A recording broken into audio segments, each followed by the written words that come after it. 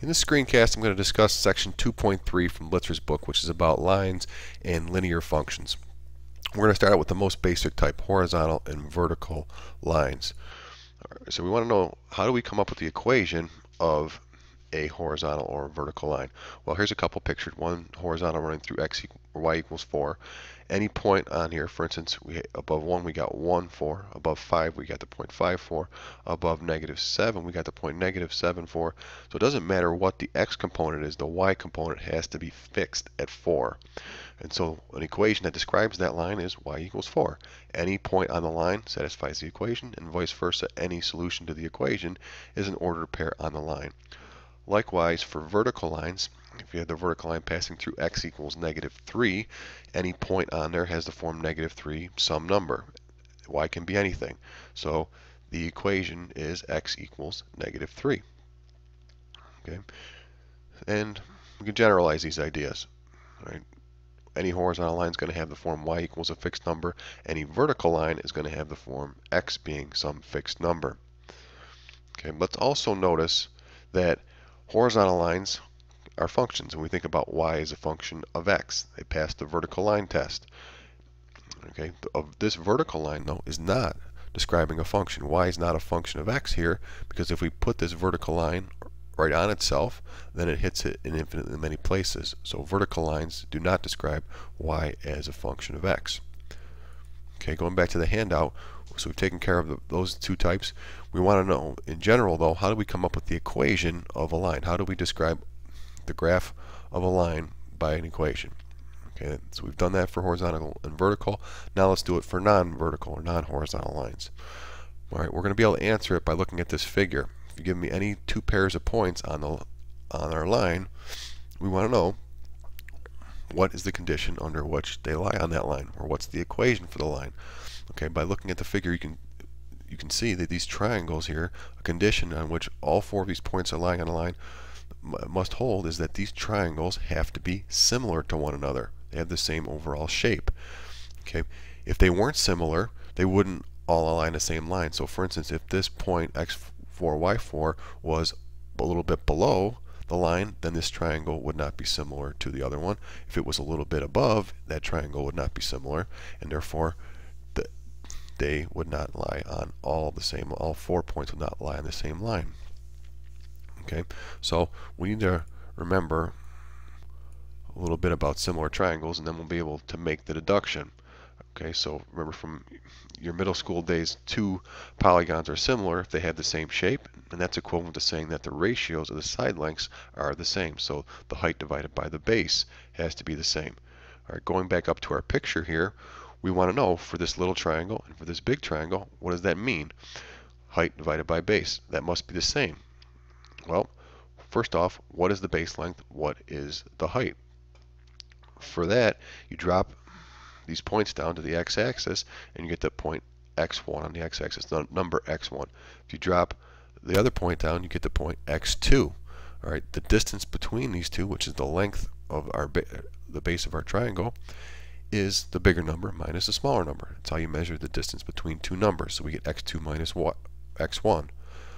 Likewise, for the vertical distance, you go over to the y-axis, you get y2 for the higher point, y1 for the lower point. The distance between them is y2 minus y1. And it's going to be very similar for these other points. You drop down to the x-axis and you get x3 and x4. You got to take the bigger minus the smaller to get the length between. Going over to the y-axis, you're going to have y4 minus y3 is the height.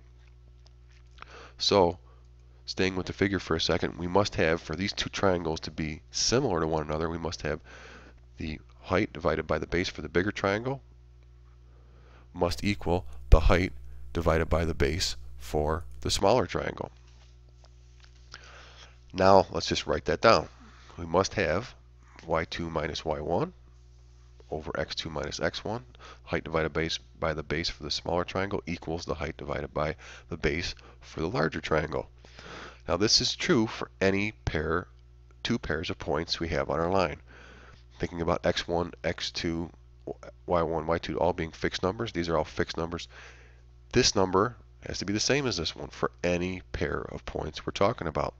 And therefore, that number must be a fixed constant associated to the line.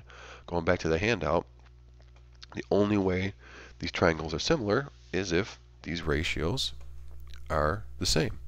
Okay, and that tells us we've got a fixed number associated to a line which is measuring, think about the ratio we're talking about, we're measuring how much we're going up divided by how much we're going over. Okay, so we got the rise divided by the run. We're looking at the ratio or the rate of increase as we go from right to left. Sorry, as we go from left to right, up our line in this case. Okay, that number must be associated to the line. We just call that something. We're going to denote that number by m, and we're going to write m is equal to the ratio of the y components divided by the ratio, the difference in the y components divided by the difference in the x components for our pair of points. We call that number the slope. Okay, again, it's got to be an inherent characteristic of the line. It's something associated to it. Okay, we're going to talk more about the graphical stuff in a little bit. Now, we want to come up with formulas for the line. This is describing the slope, all right, but that's going to help us to get the formula. What we're going to do is take our slope equation and we're going to plug in x1, y1, leave that to be the same. Think about that as a fixed point on a line, but let x and y be an arbitrary point on a line. So let that play the role of x2 and y2. And then we're going to plug that into our formula, and we'll simplify to get these equations that I have on the handout. Okay, let's look at this animation for a second. So this is describing it. The green point here is the fixed one, x1, y1. The black point is the variable point, x, y. As we slide that point around, notice these triangles are similar. Okay, they all have the same shape, and therefore this point lies, no matter where this black point's going, it's lying on that line. Okay, so the slope between any of these pairs of points here, no matter where the black point is, has to be the same. All right, so we're just going to write that down. Okay, we're going to look at our formula. We're going to plug in x and y for x2, y2, and then we're going to solve the equation for x or y minus y1 by multiplying both sides by x minus x1. So write that down. Let x2 and y2 be replaced by x and y, a general point, and then multiply both sides by x minus x1 to clear the fraction out. All right, doing that on the left, we get m times x minus x1. Doing that on the right, we get exactly what we wanted to happen. The fraction gets cleared. The denominator gets canceled out. So rewriting this with the right on the left now, we get y minus y1 is equal m times x minus x1. And that's what we call the point slope form of the line. Okay.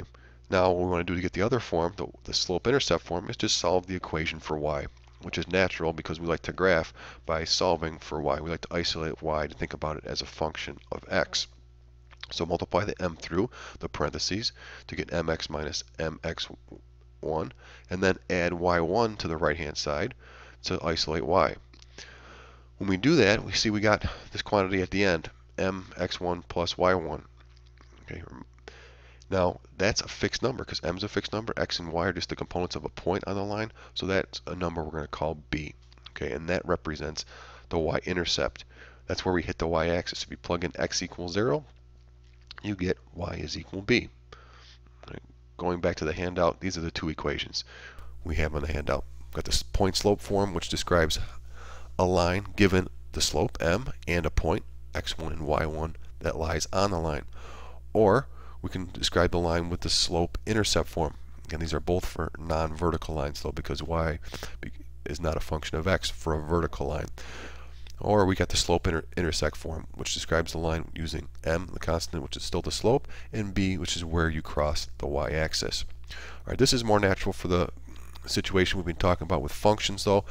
Here, you've got y isolated in terms of x, and therefore y is a function of x. Using our f of x notation, we could say f of x is equal mx plus b. Right, so this is the formula for the function, defining the function f here. Notice this is a linear expression. The highest power of x is 1 here. Just like for linear equations, the highest power of x is 1. And what we've shown is, for a linear function, its graph, not surprisingly, is a straight line.